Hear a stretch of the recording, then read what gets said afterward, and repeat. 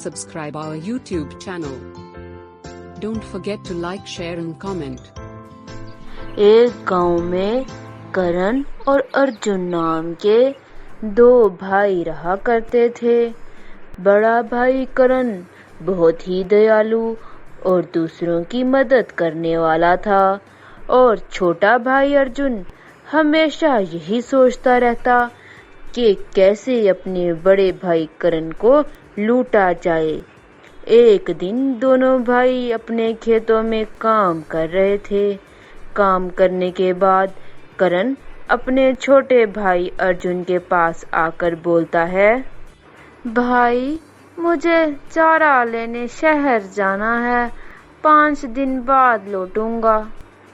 ठीक है, तुम जाओ, पर इसमें मैं तुम्हारा क्या करूं? दरअसल बात ये है, मैं अपने परिवार का खर्च तुम्हारी भाभी के हाथ पकड़ा कर जा रहा हूँ। सामान खरीदने के लिए कुछ पैसे रखे हैं। मुझे डर है उनको घर में अकेला पाकर कोई चोरी कर सकता है। क्या तुम मेरे ये पैसे 5 दिन के लिए अपने पास रख सकते हो? पैसों की बात सुनकर अर्जुन के मन में लालच आ जाता है। क्यों भाई, क्यों नहीं, मैं तुम्हारी मदद जरूर करूंगा।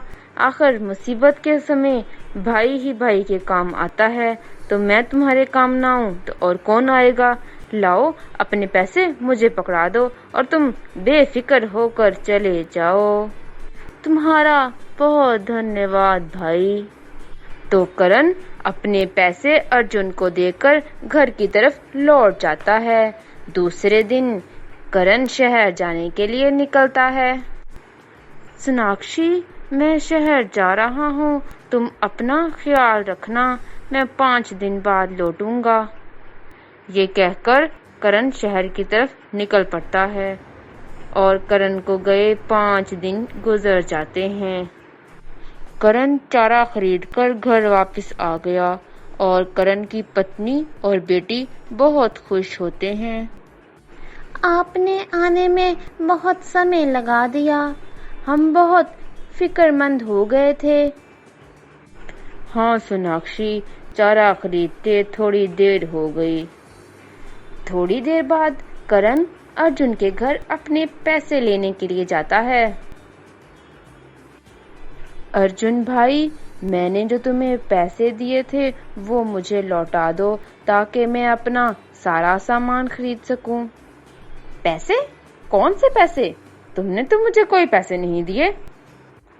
ये क्या कह रहे हो भाई, 5 दिन पहले ही तो मैंने तुम्हें पैसे दिए थे कि मैं शहर जा रहा हूँ, अपने पैसे तुम्हारे पास रखने हैं। लगता है शहर जाकर तुम्हारा दिमाग घूम गया है। चले जाओ यहाँ से, मुझे तुम्हारे किसी किस्म के पैसों का नहीं पता। ये सुनकर करण उदास होकर वापस चला जाता है और वो सोचता है, अर्जुन ने मुझे पैसे नहीं दिए। अगर मेरे पास पैसे ना हुए तो मैं खेती बाड़ी का सामान कैसे खरीदूंगा। करण चलते चलते एक जंगल में जा पहुंचा और एक पत्थर पर जाकर बैठ जाता है। करण को अपने आसपास से एक आवाज सुनाई देती है। वो इधर उधर देखने लग जाता है। आवाज तो उसके पीछे से आ रही थी। तो उसने देखा एक आदमी सुरंग के पास खड़ा है और कुछ कह रहा है और वो सुरंग जादुई थी। अरे, ये आदमी यहाँ पर क्या कर रहा है? करण उसकी बातें गौर से सुनता है। ए जादुई सुरंग, तुम महान हो, मुझे अंदर आने दो। तभी सुरंग से पत्थर हट जाता है और आदमी अंदर चला जाता है। थोड़ी देर बाद आदमी अंदर से बाहर आता है और कहीं चला जाता है और उतने में वो पत्थर सुरंग के आगे दोबारा फिर आ जाता है और फिर करण उस सुरंग के पास जाकर कहता है, ए जादुई सुरंग, तुम महान हो, खुल जाओ। इतना कहने की देर थी कि पत्थर हट जाता है और करण अंदर जाकर देखता है वहां बहुत सारा सोना पड़ा होता है। इतना सारा सोना तो किसी राजा को भी मिल जाए तो वो भी खुशी से पागल हो जाए। नहीं, मुझे जल्दी घर लौटना चाहिए, इससे पहले कि वो आदमी आकर मुझे जान से मार दे। मैं ऐसा करता हूँ, अपनी जरूरत का कुछ सोना उठाकर चलता हूँ। करण कुछ सोना उठाने ही वाला होता है कि उतने में वो आदमी वहां आ जाता है। ओए, तुम्हारी इतनी जुर्रत इस सुरंग में घुसने की और सोने को उठाने की। डाकू अपने साथियों को कहता है, इसे रस्सियों से बांध दो, इसकी तो हम बलि चढ़ाएंगे। इतने में उसके साथी उसको रस्सियों से बांधने लग जाते हैं। तभी सुरंग में एक सांप डाकू पर हमला कर देता है। करण की नजर उस सांप पर पड़ जाती है। हिलना मत डाकू भाई। इतना कहते करण सांप पर छलांग लगा देता है और सांप को पकड़ लेता है और डाकू की जान बचा लेता है। ये देख डाकू की आंख में आंसू आ जाते हैं। मुझे माफ कर दो भाई, मैं तुम्हें गलत समझा। तुम तो मेरे लिए एक चमत्कार बनकर आए। अगर आज तुम यहाँ ना आते तो मैं कब का ऊपर वाले को प्यारा हो चुका होता। डाकू बहुत खुश होता है और कहता है, जितना चाहे मर्जी सोना ले जाओ, तुमने मेरी जान बचाई है, मैं तुम्हारी जान बख्शता हूँ। करण अपनी जरूरत का सारा सोना ले जाता है और अपनी पत्नी और बेटी को जाकर देता है और उनको सारी कहानी भी सुनाता है। और वो बहुत कम समय में एक आलीशान घर बना लेता है और अपना गांव में नया कारोबार भी शुरू कर देता है। और दूसरी तरफ अर्जुन दिन ब दिन बीमार होता गया।